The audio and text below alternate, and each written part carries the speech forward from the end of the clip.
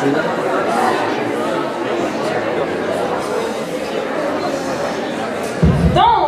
on donne une bonne main d'applaudissements pour notre dernière équipe de l'après-midi.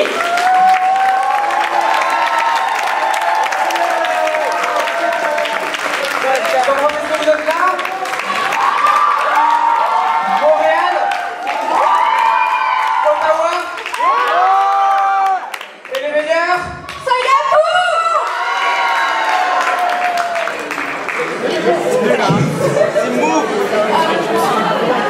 Passons à notre sujet passionnant, les laboratoires sur puces. Moi c'est Ainoa, ça c'est Léo et ça c'est Chloé. Donc aujourd'hui on va vous parler de la microfluidique. Donc d'abord, on va commencer par vous présenter quel était notre projet. Ensuite, on va vous expliquer quelle est la démarche que nous avons suivie et on va vous présenter nos résultats. Donc déjà, nous on vient de Singapour, donc c'est ici, ceux qui ne savent pas. Et on a un chercheur qui vient du SUTD, donc Singapore University of Technology and Design. Et ici on a San Francisco.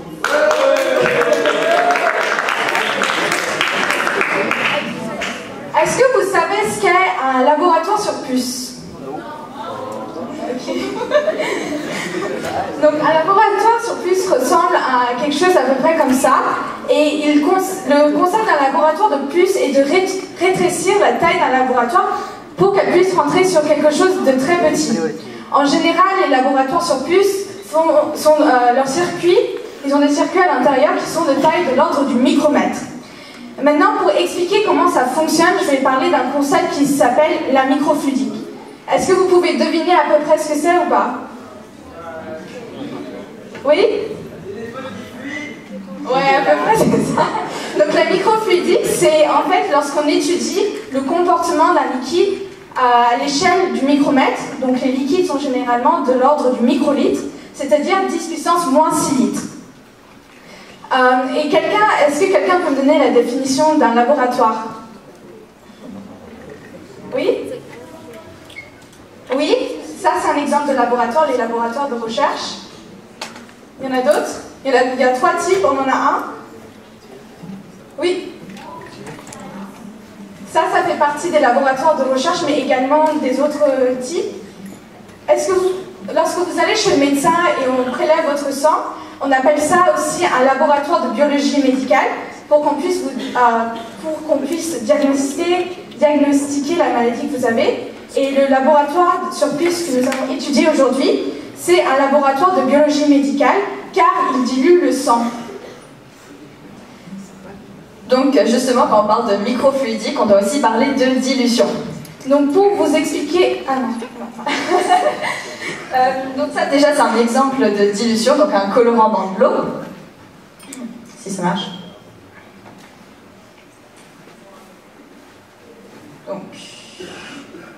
Donc voilà, donc en fait là petit à petit le colorant il va se diluer justement dans l'eau. Donc en fait la dilution c'est justement quand on dilue, quand c'est un procédé qui consiste à obtenir une solution finale dont la concentration sera inférieure par rapport à la solution initiale. Donc ça peut se faire par exemple avec un ajout de solvant. Donc c'est ce qu'on fait justement avec les laboratoires sur puce. Il existe différents types de dilution. Donc déjà les dilutions en série, donc quand on dilue tout d'un coup, et les dilutions en parallèle, donc quand on le fait petit à petit pour avoir différentes concentrations à la fin. Donc ça c'est ce qu'on a choisi de faire justement pour nos laboratoires sur puce.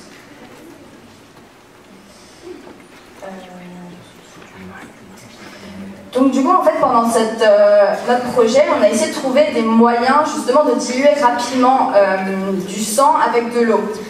Parce qu'en fait en laboratoire c'est super long de justement diluer et on voulait justement trouver un moyen de faire ça super rapidement et sur la surface la plus petite possible et d'une manière très précise. Donc pour cela on avait différentes contraintes. Donc premièrement, la contrainte principale c'est la contrainte de taille.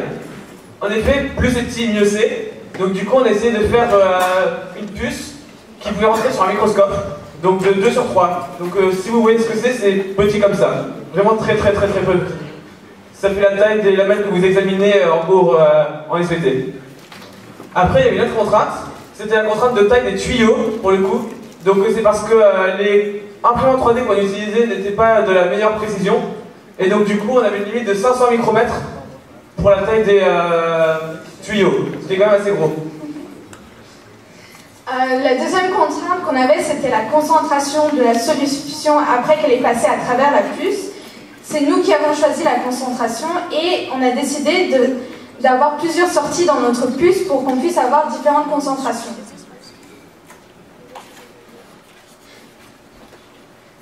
Donc comment concevoir un tel circuit?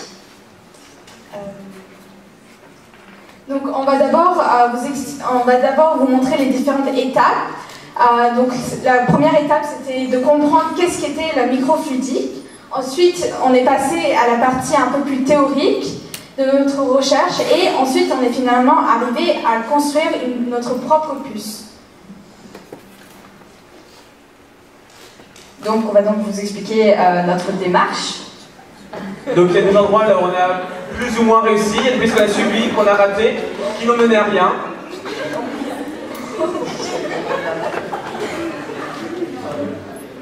Donc déjà, on devait comprendre un peu ce qu'étaient les différents écoulements. Donc on a besoin de 2 volontaires pour vous expliquer un peu ce que c'est. Donc qui veut venir?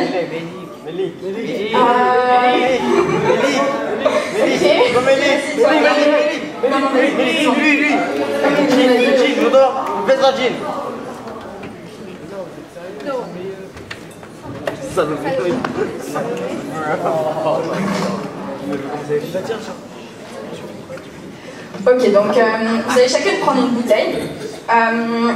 Toi, tu vas ouvrir la bouteille et tu vas verser l'eau le plus vite possible, rapidement dans le bac, justement. Donc vas-y. Ouais. Regardez bien. Ouais, donc là, comme ça. Et ouais, eau, montre-le, comme ça. Donc vous voyez, là, ça fait des genres de... Ouais, voilà, donc il y avait des courants. Et toi, tu vas faire maintenant plus lentement, donc tu vas verser juste comme si doucement.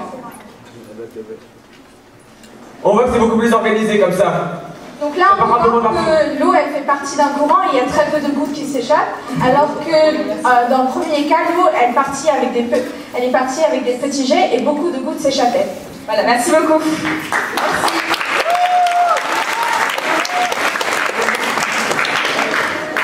Donc effectivement, il existe 2 types d'écoulements. Donc dans le premier cas, c'était des écoulements turbulents.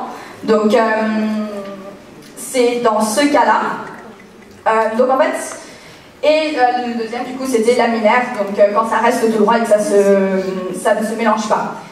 Donc en fait, donc ça représente 2 tuyaux dans lesquels on met 2 liquides différents. Et dans le premier cas ici, en fait, ça se mélange pas parce que justement à cause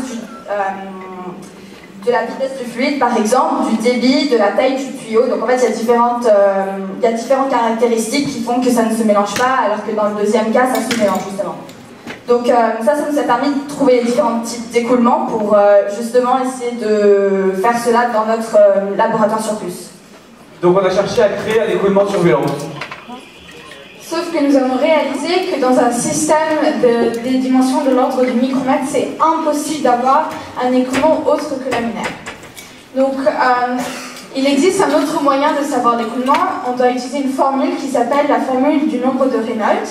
Donc, lorsque nous avons utilisé différentes valeurs pour essayer de trouver quel écoulement prenait place dans un laboratoire sur puce, nous avons vu, malgré n'importe quel liquide, les valeurs pour n'importe quel liquide, on se retrouvait toujours avec un résultat compris entre 0,001 et 0,5.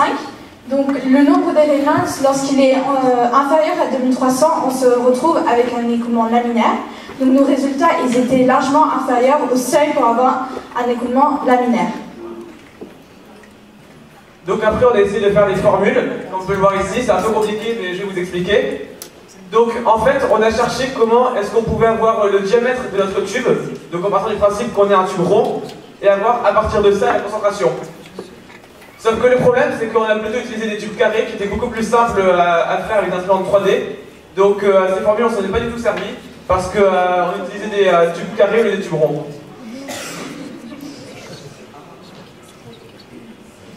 Donc avec notre chercheur, on s'est aussi dit qu'on pouvait peut-être essayer d'utiliser l'électricité pour comparer la microfluidique avec un circuit électrique. Donc pour ça, on a essayé d'utiliser la loi d'Ohm. et justement se servir d'un logiciel qui s'appelle Partim pour essayer de mettre en place notre circuit. Mais malheureusement, on n'a pas pu aboutir à un résultat concret car le logiciel n'était pas assez précis justement pour faire nos expériences dessus. Comme on peut voir, il y a des résultats négatifs.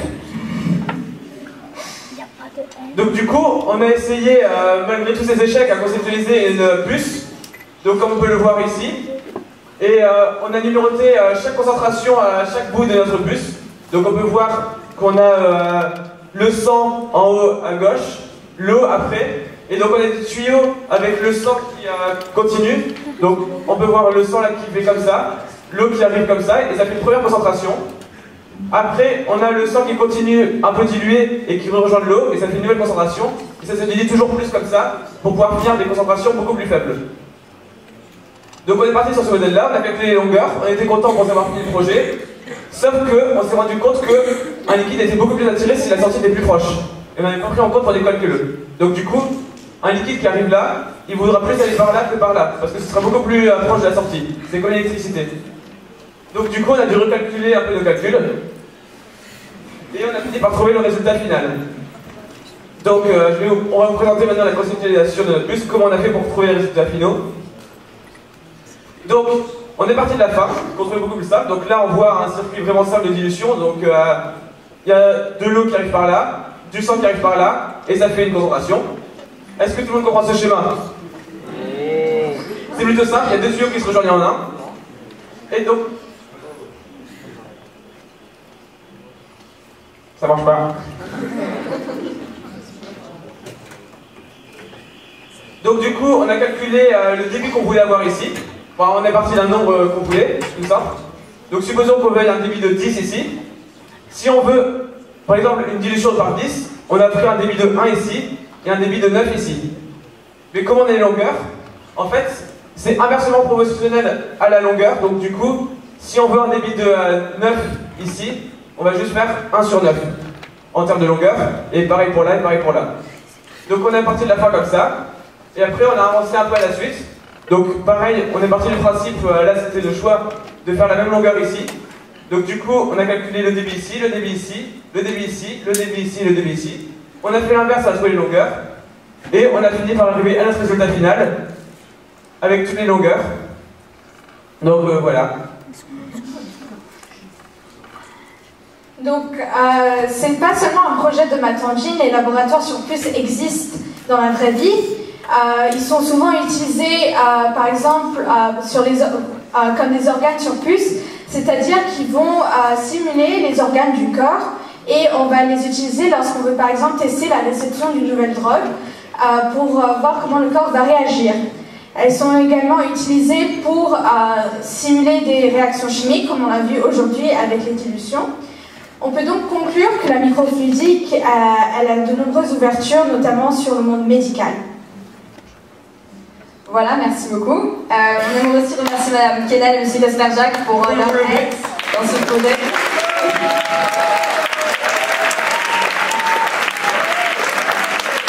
Et bien sûr, les chercheurs, Richard Orin, vous avez fait aussi pour la discussion. Malheureusement, il n'est pas là, sauf qu'on aimerait vraiment le remercier, il nous a beaucoup aidé le long de ce projet.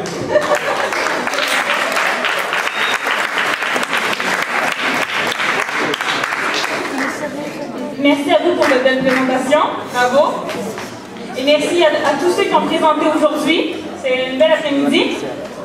Maintenant, je voudrais savoir, est-ce qu'il y a des questions sur la présentation qui vient d'avoir lieu?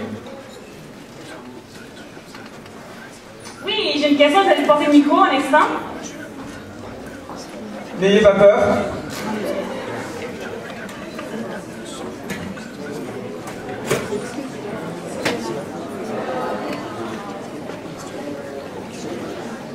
Attends.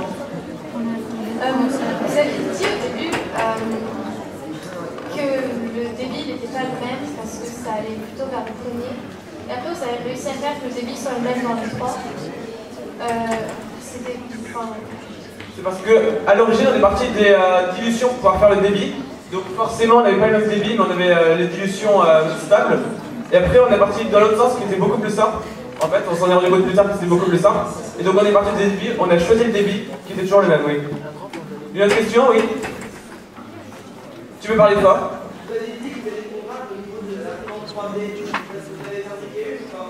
Oui, c'est ça. Donc, en fait, on l'a imprimé STD, mais malheureusement, on l'a pas ici parce que c'est extrêmement fragile.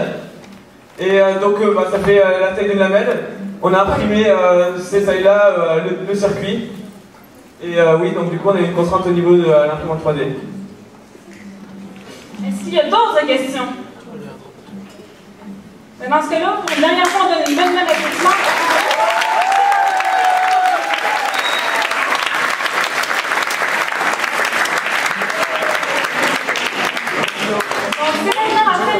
Des exposés pour aujourd'hui. J'espère que ça vous a plu, qu'on reste au lycée pour le repas.